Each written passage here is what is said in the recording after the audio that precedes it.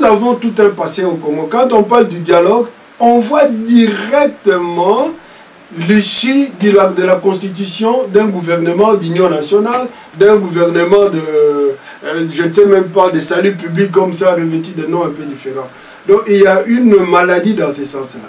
Mais si vous prenez le dialogue comme espace d'échange, tout simplement pour essayer d'assainir l'espace politique, mais où est le problème? On a toujours demandé ça.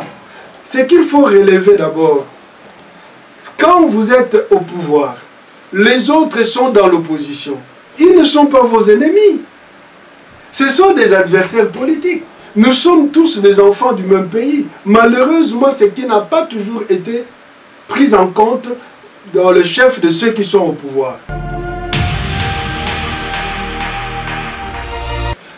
Quand vous dites l'UDPS avait vu très loin, vous pouvez situer dans l'histoire récente à quel moment l'UDPS commence à parler du dialogue. À quel moment l'UDPS commence à parler du dialogue? L'UDPS n'a pas vu très loin. Le problème du dialogue dans l'espace politique congolais se pose quand? Après les élections chaotiques de 2011, les premiers qui ont parlé du dialogue, de la possibilité du dialogue de la classe politique, c'était les évêques. Après avoir consulté tous les candidats présidentiels, les évêques ont proposé à la classe politique de se mettre ensemble de parler. Parce qu'il s'est dégagé de manière claire qu'il y avait un problème de légitimité. Les évêques l'ont dit. Et quand les évêques l'ont dit, ils ont été emboîtés par certains partis de l'opposition, entre autres les CID. Les CID a présenté tout un programme invitant la classe politique au dialogue. Et derrière les CID, il y avait quelques partis politiques qui font partie du FAC. Mais les choses n'ont pas été entendues par M. Kabila et son clan. En ce moment-là, l'UDPS réclame l'impérium. Le dialogue, ce n'était pas la position de l'UDPS. L'UDPS réclamait l'impérium. Moi, j'ai entendu M. Mavungu dire « Nous allons au dialogue tout en tenant compte de limites constitutionnelles. » Mais s'il faut mettre un gouvernement d'union nationale, oui. Mais écoutez, soyons quand même conséquents. Soyons responsables. Vous allez mettre un gouvernement avec une année qui reste. Et vous pensez que vous mettez, d'abord pour mettre ce gouvernement en place, si vous allez au dialogue aujourd'hui, c'est après combien de temps le gouvernement sera mis en place? Les concertations qu'ils ont eues, c'est une année pleine après que le gouvernement a été mis en place, ce gouvernement qui est là. Comme ils se rendent compte que ça n'a pas eu d'effet, maintenant on vous jette comme ça un hameçon parlant du dialogue. Et on ne comprend pas pourquoi maintenant, puisque vous avez dit à la question précédente que c'est l'UDPS qui a dévancé les gens, voilà. Pourquoi en 2013, on fait les concertations, on met un gouvernement d'union nationale soi-disant en place, et c'est alors que l'UDPS commence à penser à la nécessité d'un dialogue. Il y a quelque chose derrière là. C'est ça. Donc quand Blanche Kabila d'organiser... Non, justement, le problème n'est pas... Non. Il y a une différence. Nous, dans notre pays, les élections ne sont pas organisées par le gouvernement, en principe. Ce n'est pas pour rien qu'on a mis la CENI. Mais voilà, le ministre de l'Intérieur n'assure que la sécurité à la tenue des élections. Le pouvoir organisationnel des élections revient à la CENI. Mais là, ce sont justement, comment je dis, des imperfections. Quand nous parlons du dialogue qui doit aller à assainir l'espace, c'est pour corriger ces imperfections-là. L'État n'appartient pas au parti qui est au pouvoir. L'État appartient à tout le monde. Et quand on parle élection, on doit les organiser en donnant à chacun la chance égale. Vous êtes pour un remaniement et non un remaniement de quoi? Mais non, pas du tout. Qu'ils travaillent. Avec le même ministre. Qu'ils travaillent, c'est leur affaire. Ils sont là, qu'ils travaillent, qu'ils aillent à la fin de leur mandat. Ce n'est pas mon problème que Mende reste là comme ministre de l'Information, mais notre problème c'est quoi? Que Mende ne puisse pas s'accaparer des médias nationaux. Ce n'est pas ces médias, ce ne sont pas ces médias. Ce n'est pas son affaire, il ne l'a pas acheté avec son argent. Comment pouvez-vous comprendre un gouvernement qui se dit être là pour le peuple? Ce gouvernement qui distribue l'argent, qui peut donner les acteurs politiques là-bas 5 000, 10 000, 100 000 $ aux gens de manière gratuite. Comment ces gens-là ne peuvent pas enterrer de manière décente nos concitoyens, fussent-ils des indigents? Qu'est-ce qui a fait qu'on les enterre dans la précipitation? Pourquoi la précipitation la nuit? Est-ce que qui peut prétendre, qui peut me faire croire que le gouvernement ou même la ville de Kinshasa était incapable de faire 400 cercueils, enterrer de manière décente, digne, ce fils du pays?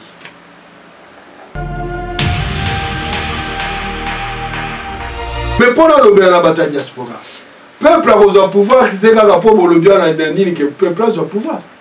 Il faut travailler, il faut conscientiser le peuple, il faut mobiliser le peuple. Mais tout dans la diaspora, tout ça, tout l'ini koloba mingi yawa. Ah bah on boit dans la terre, bah ça là est l'autre côté. On traite beaucoup maintenant, on a makamé les gars en janvier. La diaspora s'approprie ça. Dans la mission mingi yawa, mingi yawa. Oh, d'ailleurs ceux qui bisotent. Moi, je prends quiconque a défi ici. Après ça, dingi ça à partir de poto, na Kinshasa batwa bimana balabala. Nani, azala nani. Après ça, ordre awa de l'Europe, na kin batwa bimana balabala.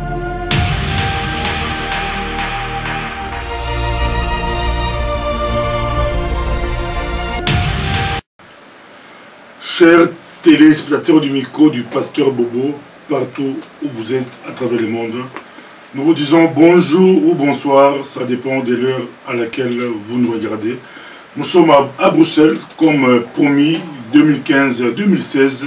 C'est vraiment des années politiques, ça sera vraiment politique au niveau de notre pays, la République démocratique du Congo, car notre pays tend vers des élections. Aujourd'hui, avec nous, nous sommes avec l'abbé Faustin Quoi. Bonjour, monsieur l'abbé. Bonjour, pasteur Bobo. On vous suit partout à travers le monde. Qu'est-ce que, si on vous demandait à vous-même de vous présenter, comment allez-vous le faire?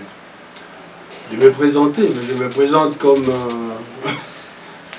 comment je dirais, prêtre, je suis en paroisse et puis acteur politique. Et voilà, je m'engage politiquement pour...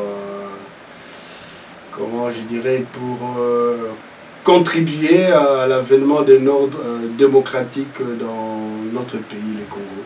Lors de la dernière arrivée de Fayoul ici à Bruxelles, on vous a vu dans une conférence de Fayoul face à la communauté, à la diaspora, on vous a vu comme modérateur. Vous êtes très proche de Fayoul. Êtes-vous membre de l'ECD? Oui, je dirais que je suis proche de Martin. C'est un homme politique en qui, je dirais, j'ai beaucoup de considération et d'estime. Je trouve que sa vision politique concorde avec ma vision des choses. C'est pourquoi je suis proche de lui. Je le soutiens. Je travaille... proche et membre de l'ECD. Bon, membre de l'ECD, vous savez, en principe, comme prêtre, on ne peut pas s'engager dans un parti politique. Bien que en 2011, je me suis engagé politiquement comme candidat aux élections législatives. Et je m'étais inscrit sur la liste de l'ECD. Donc voilà, je le fais et depuis, je reste lié à ces partis-là. Et voilà. On vous suit, on nous suit, mais directement parlons actualité. On va y revenir, actualité. Vous suivez ce qui se passe au Burundi, votre lecture politique. Quelle est ma lecture politique sur la situation burundaise? Évidemment, d'abord par rapport à la volonté du président en place de chercher à renier pratiquement, je dirais, les accords d'Arusha, pour pouvoir trouver des alibis et briguer un troisième mandat. C'est vraiment dommage, c'est vraiment dommage. C'est toujours un pas en arrière dans la manière de voir, de faire des présidents africains qui, une fois qu'ils goûtent le pouvoir, ils ne veulent plus s'en débarrasser, quoi. Alors il se passe comme des incontournables autour de qui, de manière absolue, se construit la paix, alors qu'en réalité, il n'en est pas question. Donc voilà, de ce point de vue, je condamne vraiment cette attitude de vouloir rester au pouvoir. Et ce qui vient de se passer, le putsch avorté, évidemment, d'un côté, quand on dit nous voulons le respect des structures démocratiques constitutionnelles, un coup d'État est condamnable. Ça, c'est clair, c'est condamnable. Quand vous venez avec un coup d'État, c'est-à-dire que vous faites retarder encore les échéances. Il vous faudra mettre de l'ordre, chercher à faire organiser encore des élections. Pendant ce temps, vous qui avez fait le coup d'État, vous êtes obligé de rester au pouvoir peut-être pendant une année, pendant 2 ans. Donc, tout est bouleversé par rapport à la Constitution. À ce niveau-là, le coup d'État, il est vraiment aussi malheureux. Mais dans certaines situations, quand d'un côté, vous avez un chef qui a l'armée, qui se croit être fort, et de l'autre, vous avez dans son entourage des gens qui comprennent un peu que le chef a tort, puisqu'ils ont une certaine influence aussi vis-à-vis de cette armée. S'ils recourent à la même armée pour essayer d'invaincre l'autre, ça peut être un mal nécessaire. Ça peut être un mal nécessaire. Mais quand vous faites cela, il faut bien, comment je dirais, peser votre coup. Et quand on en arrive à la situation burundaise, qu'on a essayé de faire quelque chose et puis ça a échoué, c'est malheureux. En ce moment-là, vous entêtez celui qui est au pouvoir. Et sans doute, il va utiliser des méthodes répressives, soit vis-à-vis des putschistes, ou même vis-à-vis de la population qui déjà manifestait, la société civile qui déjà manifestait. Maintenant, on va donner à ces chefs-là, comme on dirait un chèque en blanc pour faire n'importe quoi, parce qu'il y a eu des putschistes. Est-ce que cela peut influencer Kabila? Il peut aussi dire que si au Burundi ça a échoué, au Congo aussi ça peut échouer, ça peut influencer Kabila. Mais ça serait irresponsable de se servir de ces scénarios qui se passent dans d'autres pays pour dire voilà, moi je vais prendre ça comme stratégie. La peur est là, que les gens, écoutez, puissent se servir de certaines situations. Mais moi je trouve ça irresponsable, quoi. Mais quand l'opposition prend Burkina Faso comme modèle. L'opposition prend Burkina Faso comme modèle parce que au Burkina Faso, c'est le peuple, c'est la société civile. Le peuple, c'est le souverain primaire. Le peuple vous place au pouvoir, le peuple peut décider n'importe quand vous enlever du pouvoir. Ça, c'est un processus tout à fait démocratique. On peut s'en servir comme modèle. Mais quand on voit ce qui se passe comme le coup d'État ou la manière de faire un putsch alors qu'on est soi-même au pouvoir en changeant la Constitution, ça, ce ne sont pas les deux moyens, les deux attitudes qu'on peut imiter. Pour passer l'étape, dernière question pour passer l'étape burundaise, une question de pourquoi 2 poids, 2 mesures. Au Congo, Kabila a pris le pouvoir depuis 2001, mais à Kabila, vous comptez à partir de 2006 et 2011, 2 mandats. Lui aussi, il a pris le pouvoir par rapport aux accords d'Arusha, mais il n'a fait qu'un mandat. Pourquoi là-bas, vous comptez 2 mandats ce ne sont pas 2 poids et 2 mesures. Lui n'était pas encore au pouvoir quand on a conclu les accords d'Arusha. Alors que Kabila était au pouvoir quand on a conclu les accords de Sun City. C'est-à-dire que les accords de Sun City qui ont mis en place la transition avec les systèmes 1+4, ça c'est une situation que tous les Congolais ont acceptée. Et puis maintenant, en allant aux élections en 2006, que Kabila ait gagné des élections, qu'il ait gagné ou non, comme on dit, de manière frauduleuse, mais au moins les Congolais ont accepté Kabila comme président. Et il a fait son mandat. Le deuxième mandat, il a aussi été tripatouillé les élections en 2011, Mais au moins, on l'a accepté encore comme président, il est en train de travailler. Donc, ce sont deux situations différentes.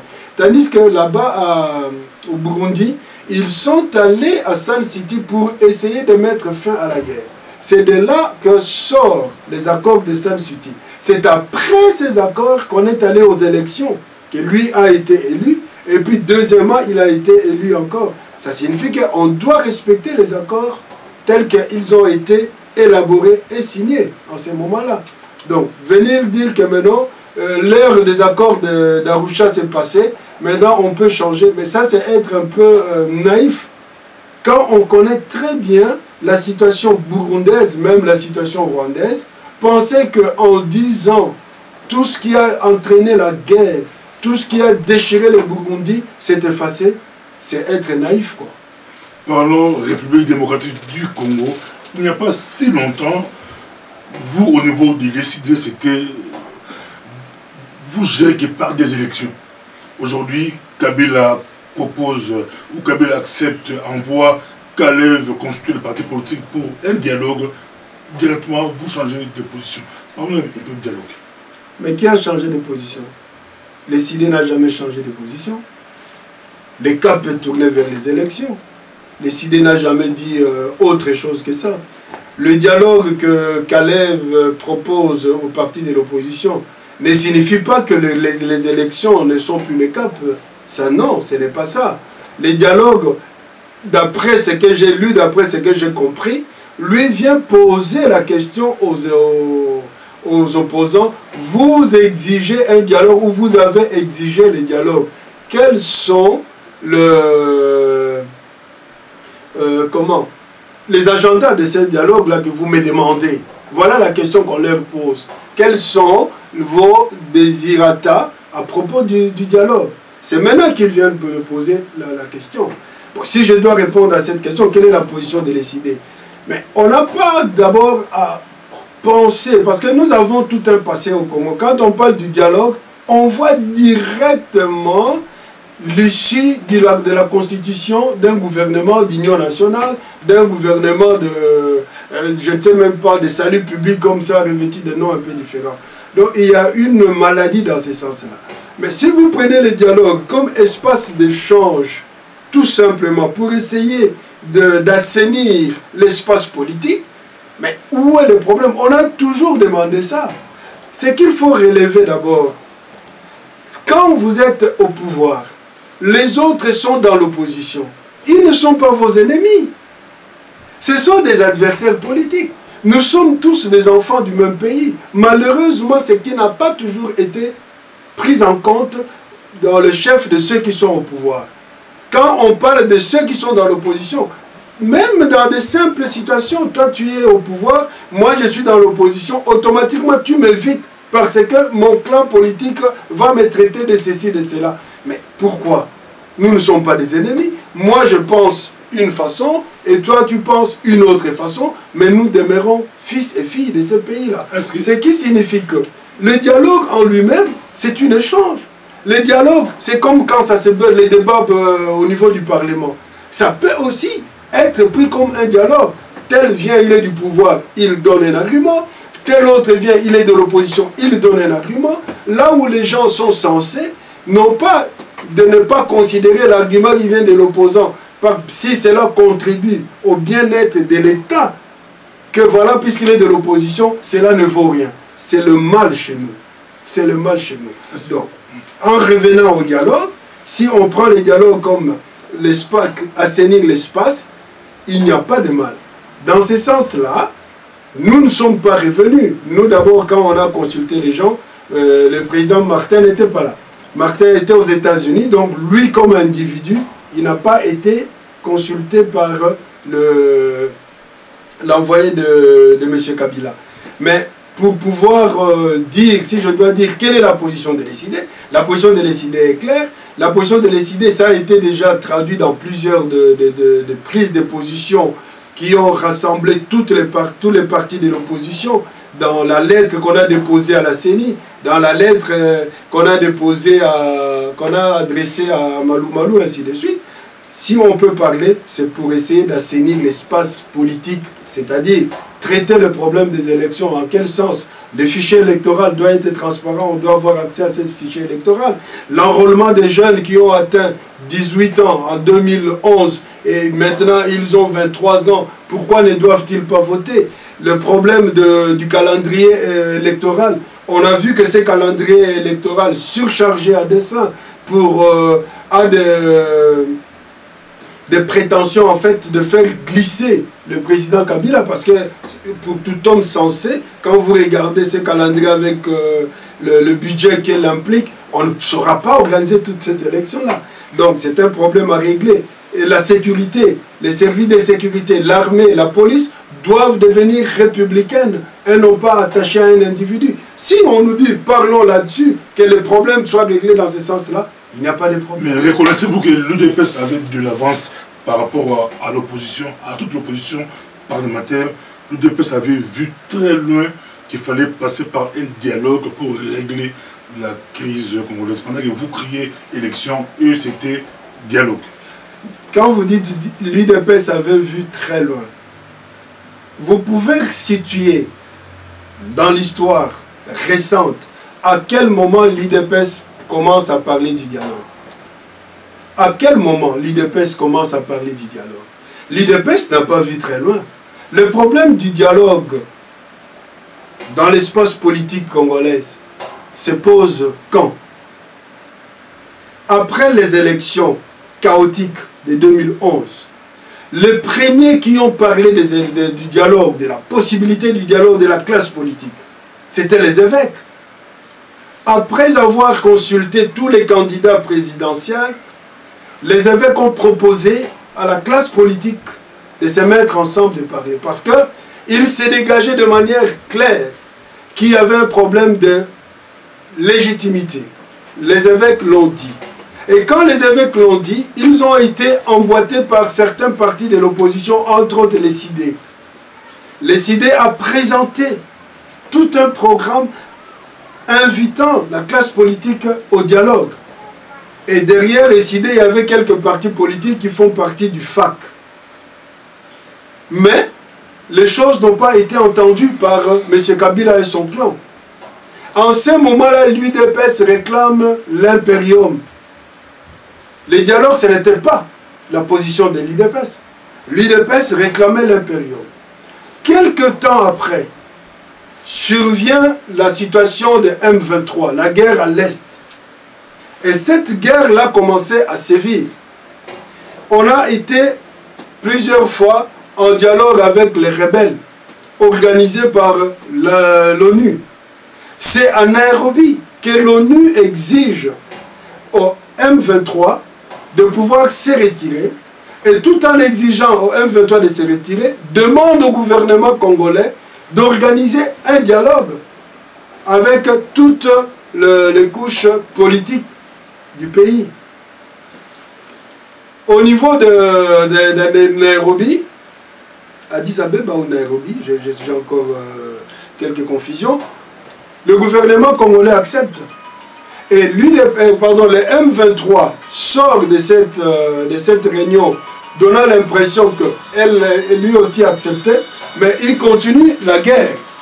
Et quand l'ONU prend la résolution de pouvoir mettre en déroute le M23, évidemment avec les éléments de la garde, des éléments de l'armée congolaise, on a constitué une force d'intervention qui était venue en plus de la MONUSCO qui était déjà en place. Et c'est grâce à cette force-là que le M23 a été mis en déroute.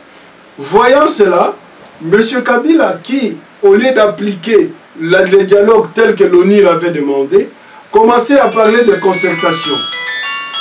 Qu'est-ce qu'il visait dans ces concertations? Point d'interrogation. Mais en ce moment-là, l'opposition refuse d'aller aux concertations. Pourquoi? Parce que, tel que proposé par l'ONU, les concertations ne répondaient pas à la vision proposée par l'ONU. Voilà, il y a eu un colloque de beaucoup de partis de l'opposition à Limete, à la 16e rue, pour pouvoir prendre des positions. À l'issue de ces colloques, il y a eu un réfugiatif. À ce moment-là, puisqu'il est question de l'UDPS, l'UDPS continue à réclamer l'impérium. Il ne vient même pas au colloque de l'opposition. En 2013, M. Kabila convoque ses concertations.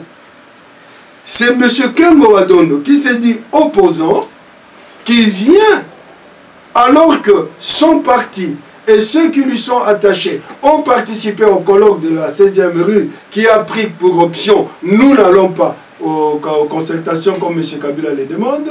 C'est lui qui viendra parler aux opposants en disant que voilà, il faut y aller aux concertations parce que chacun trouvera son compte là-dedans.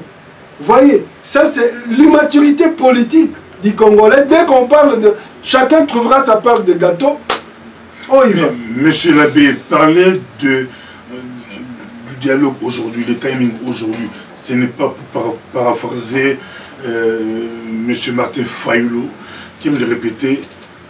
Ce n'est pas donner des béquilles à M. Kabila.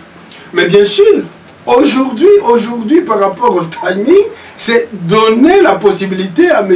Kabila de glisser. Parce que moi, j'ai entendu M. Mavungu dire « Nous allons au dialogue tout en tenant compte de limites constitutionnelles. Mais s'il faut mettre un gouvernement d'union nationale, oui. Mais écoutez, soyons quand même conséquents. Soyons responsables. Vous allez mettre un gouvernement avec une année qui reste et vous pensez que vous mettez d'abord pour mettre ce gouvernement en place, si vous allez au dialogue aujourd'hui, c'est après combien de temps le gouvernement sera mis en place? Les concertations qu'ils ont eues, c'est une année pleine après que le gouvernement a été mis en place, ce gouvernement qui est là. Comme ils se rendent compte que ça n'a pas eu d'effet, maintenant on vous jette comme ça un hameçon parlant du dialogue. Et on ne comprend pas. Pourquoi maintenant, puisque vous avez dit à la question précédente que c'est l'UDPS qui a dévancé les gens, voilà. Pourquoi en 2013, on fait les concertations, on met un gouvernement d'union nationale soi-disant en place, et c'est alors que l'UDPS commence à penser à la nécessité d'un dialogue. Il y a quelque chose derrière là. Comment l'UDPS laisse le combat pour l'impérium pour pouvoir parler du dialogue? Et quels sont les termes de référence que l'UDPS nous propose par rapport à la tenue de ces dialogues? S'il entend le dialogue, comme nous le disons, pour assainir l'espace politique, il n'y a pas de problème. Mais si le dialogue doit déboucher à la mise en place d'un gouvernement, mais c'est pour moi vraiment un amateurisme politique. Ne pas comprendre que vous servez justement des béquilles à M. Kabila. Parce qu'il ne faut pas oublier, celui-là à qui on a demandé d'organiser le dialogue depuis 2012, il ne l'a pas fait. Aujourd'hui, ça devient, on dirait, ça devient quelque chose d'important. Et vous pensez que derrière sa tête, il n'y a rien? Vous pensez que c'est un imbécile qui vient vous proposer un truc parce qu'il a le plaisir de vous le proposer? Mais si vous refusez un gouvernement de transition, un dialogue qui va déboucher un gouvernement de transition pour organiser des élections, selon vous. Donc, vous allez aller aux élections avec quel CENI, avec quel ministre de l'Intérieur, avec les Bochab et les autres. Donc, c'est les Bochab qui vont organiser. Et puis après, vous allez encore pleurer. N'oubliez pas que l'ECD n'a qu'un seul député national. Non, il y a 2 députés nationaux de l'ECD, il n'y en a pas un. Le problème, ce n'est pas un problème de l'ECD comme parti. Il n'y a pas que l'ECD qui refuse. L'UNC refuse le dialogue dans sa forme qui doit aboutir, au moins c'est ça qu'ils disent, qui doit aboutir à la constitution d'un gouvernement. MLC aujourd'hui refuse le dialogue dans sa forme qui doit aboutir à la constitution d'un gouvernement. Voilà, donc il y a plusieurs partis qui refusent ça. Donc carte blanche à Kabila d'organiser... Non, justement, le problème n'est pas... Non, il y a une différence. Nous, dans notre pays, les élections ne sont pas organisées par le gouvernement, en principe. C'est pas pour rien qu'on a mis la CENI. Mais voilà, le ministre de l'Intérieur n'assure que la sécurité à la tenue des élections. Le pouvoir organisationnel des élections revient à la CENI. Mais là, ce sont justement, comment je dis, des imperfections Quand nous parlons du dialogue qui doit aller à assainir l'espace, c'est pour corriger ces imperfections-là. L'État n'appartient pas au parti qui est au pouvoir. L'État appartient à tout le monde. Et quand on parle élection, on doit les organiser en donnant à chacun la chance égale. Vous êtes pour un remaniement et non un remaniement de quoi? Mais non, pas du tout. Qu'ils travaillent. Avec le même ministre. Qu'ils travaillent, c'est leur affaire. Ils sont là, qu'ils travaillent, qu'ils aillent à la fin de leur mandat. Comme ministre ce n'est pas mon problème que Mende reste là comme ministre de l'Information. Mais notre problème, c'est quoi? Que Mende ne puisse pas s'accaparer des médias nationaux. Ce n'est pas ses médias. Ce ne sont pas ses médias. Ce n'est pas son affaire. Il ne l'a pas acheté avec son argent. Il peut voler l'argent de l'État comme il le veut, détourner, mais les caméras qui sont à la RTNC ne viennent pas de sa poche. C'est les contribuables congolais qui achètent ça. Pour ça, tout Congolais, qui qu'il soit, du pouvoir ou de l'opposition, de la société civile, a droit à avoir accès aux médias nationaux. Selon vous, que faire maintenant? Mais ce qu'il y a à faire, c'est justement assainir l'espace politique. Assainir l'espace politique pour donner la chance à tout le monde. Et il faut respecter, comment rendre transparent le fichier électoral. Ça, c'est le préalable. Revoir les calendriers électoraux. Tel qu'il a été rempli, c'est fait à dessein pour pouvoir arriver au glissement. Or, on ne peut pas organiser ces élections. Il y en a qui ne sont pas prioritaires, bien qu'elles sont importantes. Ces élections-là, donc les locales, on les fait asseoir. On organise des élections provinciales, législatives nationales et présidentielles.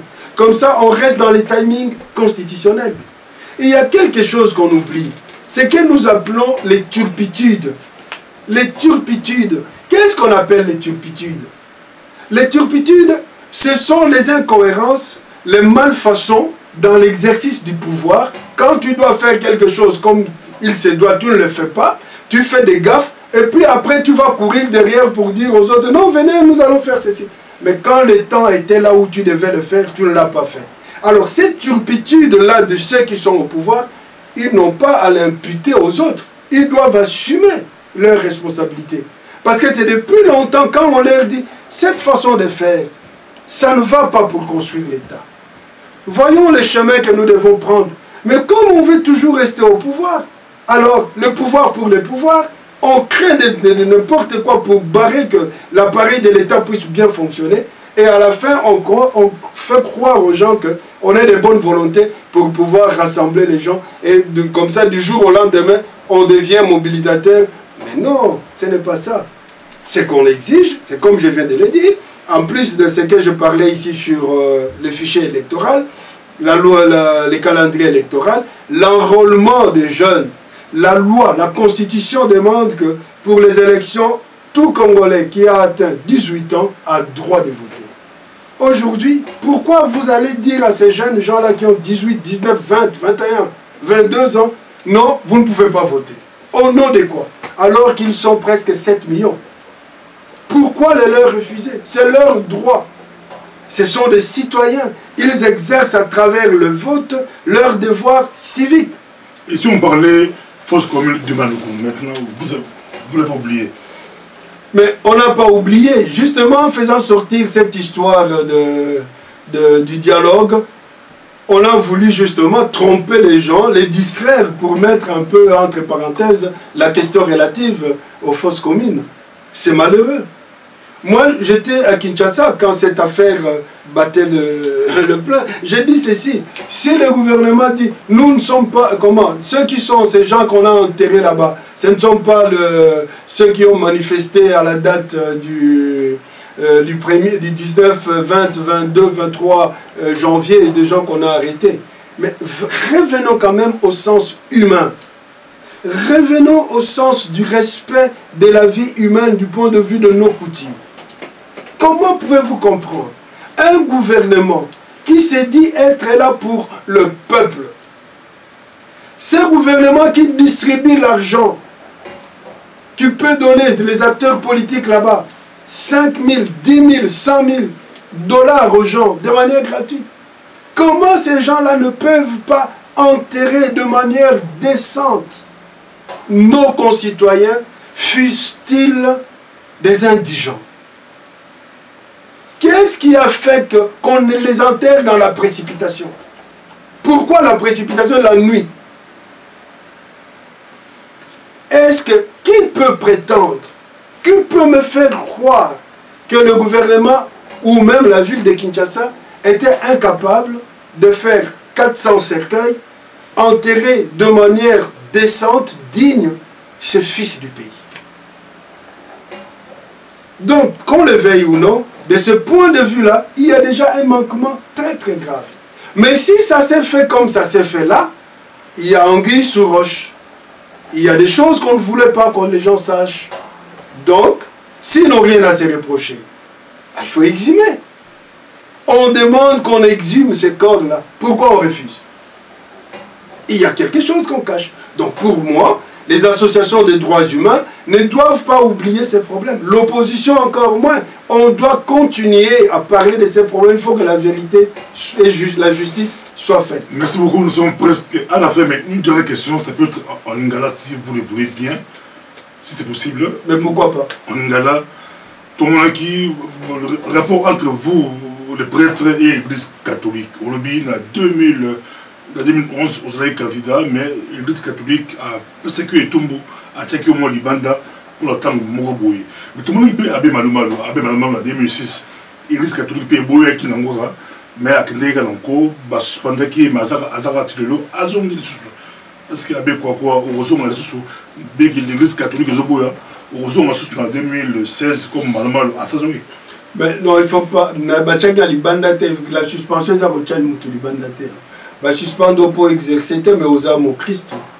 Au tika nakata lingomba, au tobengi ecclésia. Maluma la zaki suspendu.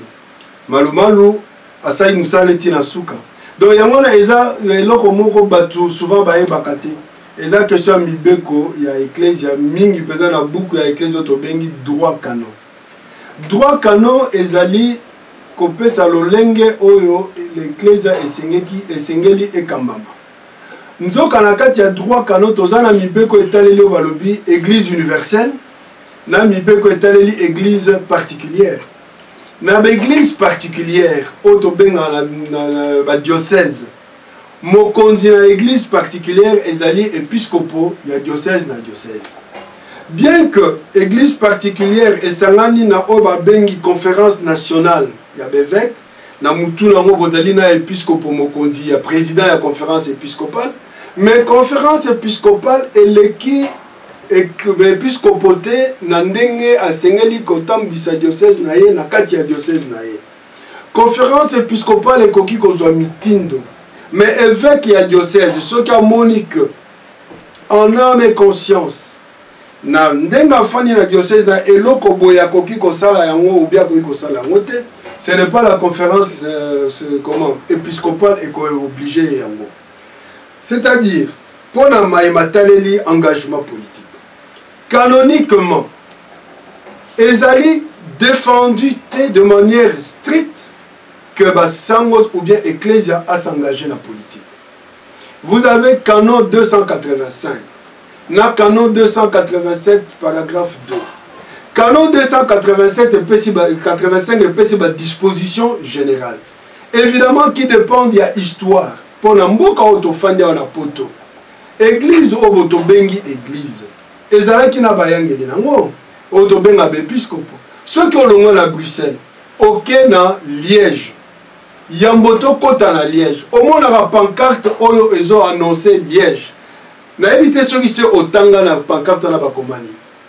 Bakoma Liège, ville des princes évêques. Princes évêques. Ça signifie quoi? Na Liège wana ngomoni omoni une maison oyo babengi wana palais de justice à Liège. C'était le palais des princes évêques qui étaient à la fois les évêques, qui étaient à la fois des princes politiques qui géraient banini à Liège wana principauté à Liège. Donc l'église s'est impliquée politiquement awa basala pe misala ya malamu yango biso nyo tozo mona pe zo tambola. Sauf na la révolution française 1787. Révolution française n'est qu'au bimisa église na makamboyo ya politique. La histoire récente, tout le monde en Haïti, prêtre. Oui, il y a un côté qui est un modèle naïe local à Bissau. Mais pourquoi? Mais pourquoi? Sans Azasango, Akumba des ordres, Azamoutout. Ça ne signifie pas que nous sommes parfaits. Ça ne signifie pas que ceux qui sont à côté de Gamodon absolument fait bon. Non, ce n'est pas ça. Pour arroser la moitié de mon côté. Tant que vous avez la moitié de mon côté. Mais tu as des gens, comme on dit, des loups. Tu ne vas pas t'en sortir. Il faut justement, tant que vous avez la comment Kamukana Makambo et Tali Malomar. Voilà, pour l'abandon expliquer un peu pour comprendre par rapport à droit canon. Na droit canon avant la zone, il y a na droit canon balobi, na de paragraphe dans le canon 287 paragraphe 2. Bakosala ba prêtre, ba sango, ba banani, bakosala politique, sauf ceux qui droit à l'église les ont menacés, ceux qui promotion sociale et autres senga yango, ba autorité compétente, ba kopé sandingisa. Donc autorité compétente de l'épiscopat. Donc la diocèse des alliés épiscopaux. Ngai ta on a kenné qui n'a pas posé candidature. L'épiscopat. Na tout na qui épiscopat. Voilà na lingo salabo. Alors bisala yango. Épiscopat yangai. Andimi a ipsinga sala yango. Tant on a commis na Congo. Oh non, épiscopat balobi que basango baza donc retirer candidature. Écoutez. Tant on a yawa na kati. Épiscopat ya poto andimi. Andimi na kei. Oh ya pays à Congo lobi non. Kosala lisusu te. Yé pas andimaki. Oyo andimaki oyo ngai ya Congo avec akenge. Tant on a commis sur place. Non, kosala soute au retiré na retiré te. Yango na me teta ki na sala ki. Ban ko on a comme la souka. Dernière question, peut-être tu peux répondre aussi soit dans l'ingala ou en français. Pour le soulèvement populaire. Nous sommes de la diaspora, une grande partie de la diaspora pour la banque basement qui est issue la solution c'est le soulèvement populaire. Comme on dit banaliste qui toque aux autres très qui toque présent pour nayo est-ce que soulèvement populaire et comme la solution na Congo tous raga nous yo le biona ba bon sera à disposition ba le dialogue mais ba bon sera à disposition beaucoup de moments d'élection. Mais justement le soulèvement populaire et une solution structure constitutionnelle et Osenga pour accéder donc constitutionnelle démocratique. Pour accéder au pouvoir, il faut le Canada élection. Il y a un bandé dans le coup d'État, en fait, des reculés. Deuxième structure constitutionnelle, là où le peuple est souverain. Il y a un qui résonne à Burkina Faso. Parce que le peuple a corrompu son pouvoir quand il veut. Et la constitution à Congo, article 64 à l'Obiango, bateau balingi au pouvoir na makasi, bosengeli ko boto la yango. Donc lelo oyo na iso makamoto zoloba. So itoke dialogue ezali pona ko planir espace politique. Pour bisonner aux autres na chance égale ya kosala l'élection. Ce qui te combine à limite puisque l'échéance il faut ici là na décembre 2016. Mais ceux qui battent tout le monde qui va tergiverser. Battu basta le lobby ou bat turpitude, il y a besoin de pouvoir naïe. Parce que c'est le peuple qui donne. Il faut un pouvoir naïe. Au peuple pose un pouvoir, c'est justement la révolution. Mais pendant le lobby, on a battu la diaspora. Peuple a besoin de pouvoir, c'est là pour le lobby, on a dit que le peuple a besoin de pouvoir. Il faut travailler, il faut conscientiser le peuple, il faut mobiliser le peuple. Mais tout dans la diaspora, tout ça l'anime. Tolini koloba mingi yawa. Ah bah on boit dans la terre, bah ça là est l'autre côté. On traite beaucoup maintenant on a makamé les gars en janvier. La diaspora s'approprie ça. Na landa mission mingi ya batu mingi yawa. Oh, d'ailleurs ceux qui bisotent. Moi je prends quiconque a défi ici. Après ça ndingi ça à partir ya poto na Kinshasa batu ba bima la balabala. Nani azala nani. Après ça ordre awa de l'Europe na kin batu ba bima la balabala. Donc, c'est un travail à faire ensemble. Et parce qu'il y a eu des gens sur le terrain qui ont sensibilisé, qui ont mobilisé que le peuple a quitté la balabala. Surtout Lingi Yango, les lots, pas demain, tout sangana, tout sangisaba moyen, puisque l'argent, c'est nécessaire pour pouvoir conscientiser, mobiliser, sensibiliser. Batouba éveiller conscience na bango. Balongo la bobangi. Tant on repère ça bango ba ordre d'abord ya modèle wana. On peut savoir ordre et puis c'est pas moi on va ressentir nécessité na ngo pour ba kota na balabala non tu peux te donner confiance au BBC confiance tu n'as pas fait ce que nous attendions longwa mutu sous sa kota bilu ba parti politique on ima diaspora te en tout le monde lelo na poto tout le monde ba la poto ba no que le Congo on dit ba reste Kazadi ba combattre ya poto bon ba biba que le Congo pour ba politicien bolobela binomoko bolobela bamonte bolobia ok oh tout basala ba marche basala tout basala ça ne compte pas, ça ne pèse pas. Mais non, je n'ai pas dit que ça ne compte pas, ça ne pèse pas. Dans le lobby, nous nous approprions trop en négligeant Oyobaninga Basala Kakuna. Yango na lobby. Je préfère Tozala Bomoko. Oh, Tozo Salawa, c'est bon. Mais Tobo Sanatepe que Kuna Bazo Salape Moussala.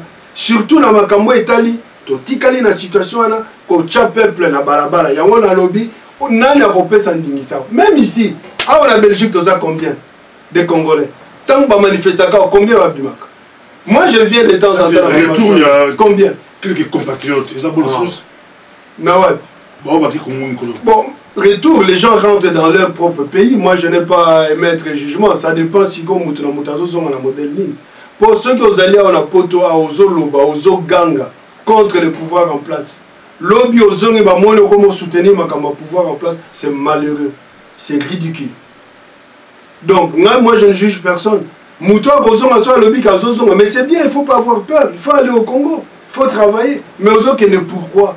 Si tu vas pour renforcer quand il y a opposition, parce que Awa, Obanek Olobela, déjà contre l'opposition, c'est bien.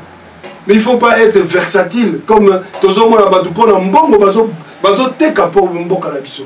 Il y a un moment, il y a un dialogue, gouvernement de transition. Faut total à ceux qui laissent bango mbongi na kati kunate. On vous laisse 2 minutes face à la caméra, face à la diaspora, face au pays. On le suit aussi au niveau du Congo. De plus en plus, on reçoit beaucoup d'appels du Congo. Vous avez 2 minutes. Mais le message il est simple. Pour l'Angaï, pour moi, nous devons aller aux élections en 2016 incontournablement pour pouvoir garder justement la dynamique démocratique, le respect constitutionnel. On ne doit vraiment pas donner des béquilles au pouvoir en place pour pouvoir rallonger les choses de manière indéfinitive. Parce que organiser des élections, on devait déjà prendre toutes les dispositions en amont.